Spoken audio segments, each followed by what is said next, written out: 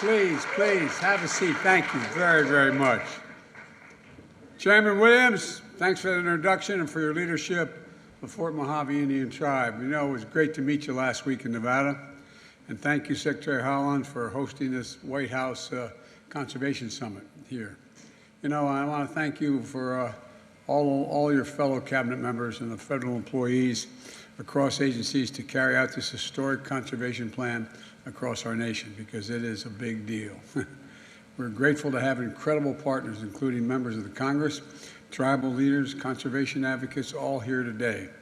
And folks, it's my first week in office, I issued an executive order establishing the country's first ever national conservation goal. And we called it the America the Beautiful. And it's a nationwide campaign to protect and conserve by 2030 at least 30% of the lands and waters that support and sustain our nation. And last year on Earth Day, I signed an executive order to protect America's forests and to harness the power of nature in the fight against climate change. I'm here today to talk about an incredible progress that we've made. You know, it's my first year in office, we protected more lands and waters than any American president since John Kennedy.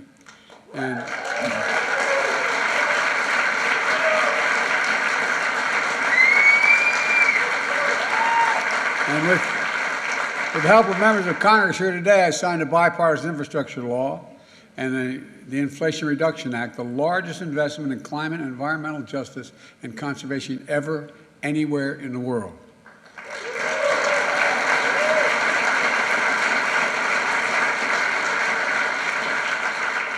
For the past 2 years, these investments have helped protect our iconic outdoor spaces, preserve our historic sites, and make our nation more resilient to the devastating impacts of climate change.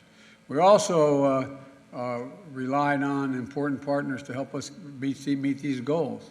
Farmers and ranchers have implemented critical conservation and stewardship practices across 50 million acres in private land and areas the size of the state of South Dakota. In Alaska, we protected the Tongass National Forest and the salmon Bristol Bay.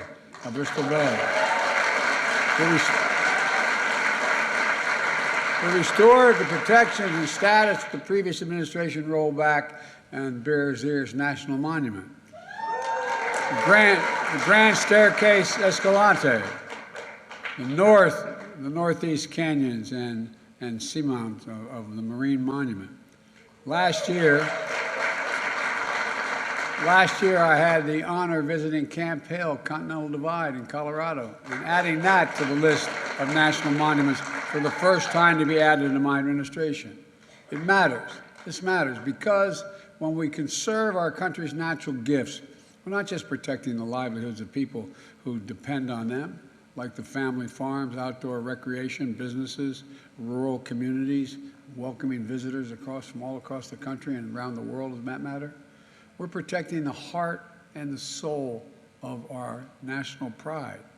We're protecting pieces of history, telling our story that will be told for generations upon generations to come. You know, our natural wonders are literally the envy of the world. They've always been, and they always will be, essential to our heritage as a people and essential to our identity as a nation.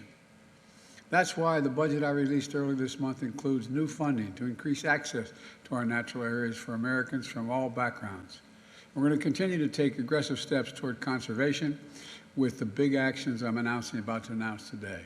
First, I'm proud to use my authority under the Antiquities Act to establish and I want you to know it's a big deal, the Havaniqua May. I'm having trouble. Thank you. I got it. I just know it as Spirit Mountain in Nevada. It's one of our most beautiful landscapes, and it ties together one of the largest contiguous wildlife corridors in the United States, 500,000 acres.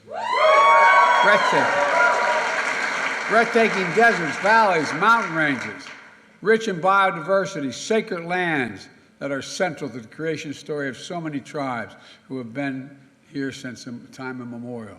Look, You know, it's a place of reverence, it's a place of spirituality, and it's a place of healing. And now it will be recognized for the significance it holds and be preserved forever, forever.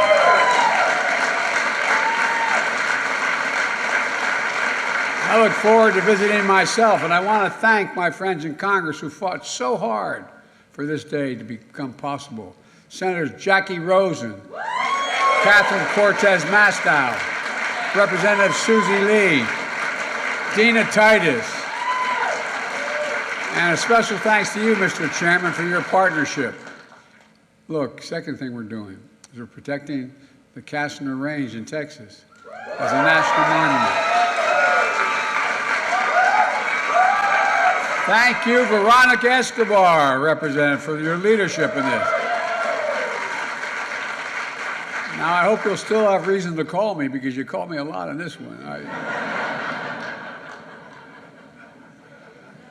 This is managed by the United States Army at Fort Bliss, and it tells the story of the tribal nations who live there and the members of our armed forces who trained in those lands.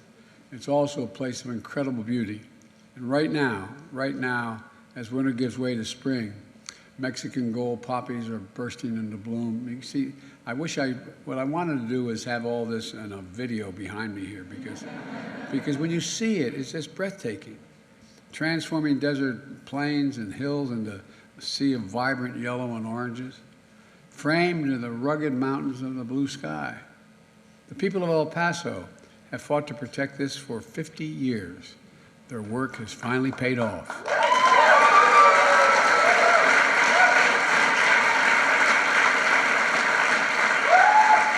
And now we'll clear the area of old munitions, create access to the outdoors for communities and parks, and we're going to green spaces that are harder and harder to find.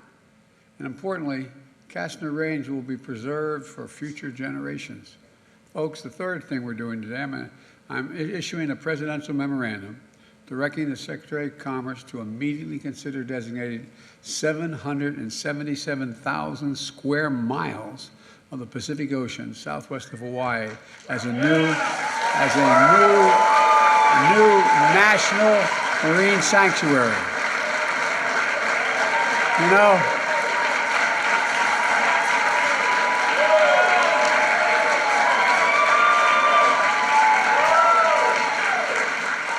that's an area larger than Alaska and Colorado put together and 3 times the size of Texas. That's no small amount of land underground. It would make it the largest ocean area on the planet with the highest level of protection. And it will help us meet our goal of conserving, the goal I set when I got elected, of protecting and conserving 30% of our oceans. It's a network of islands and reefs where waters are filled with the most diverse marine life on the planet. Sharks, rays, marlins, tunas, turtles, whales, ancient coral forests, many that are threatened and endangered right now, but won't be. And I want to thank Senator Brian Chance and Maisie. Maisie, where are you? There you are. There, I want to say Maisie and Representative Ed Case and Joe Kukuna. And many Native Hawaiian Pacific Island leaders, you know, look, who have worked tirelessly to protect our oceans. I want to thank you. I mean, I genuinely mean it. Thank you. It wouldn't have happened without you. And that's not all we're doing today. Earlier, you heard Secretary Haaland announce that she's taking steps to modernize the management of America's public lands, to put conservation on an equal footing with development, to safeguard more places for people to hike, hunt, camp, and fish. And we're going to be moving ahead today with a strategy to conserve the wildlife corridors across agencies and across our entire landscape. Whether it's a National Park Service or the Bureau of Land Management or the Forest Service or private landowners, we need to be coordinated to make sure the habitats we're conserving along migration routes, no matter where or who's in charge of that land. And today, we're releasing the first ever United States Ocean Climate Action Plan to harness the tremendous power of the ocean to help in our fight against the climate crisis. We know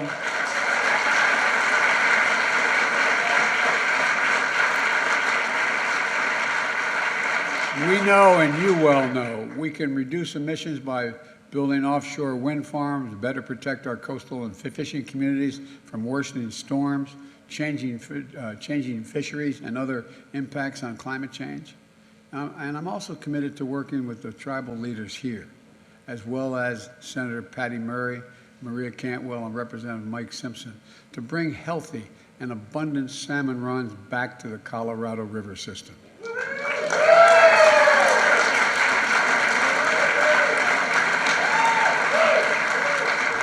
Let me close with this. Our country's natural treasures define our identity as a nation.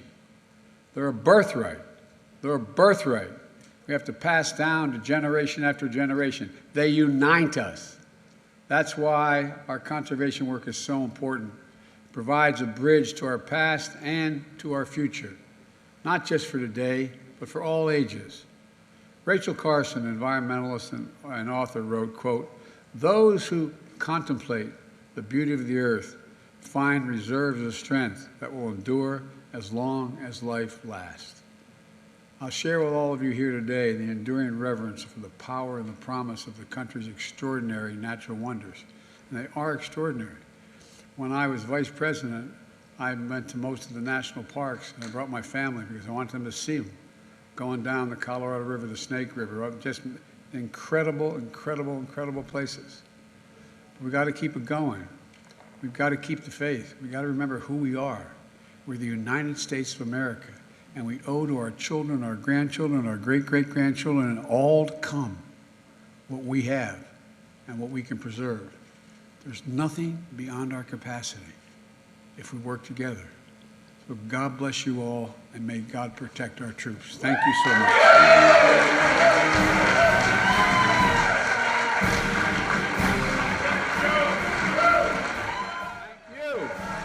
Good day.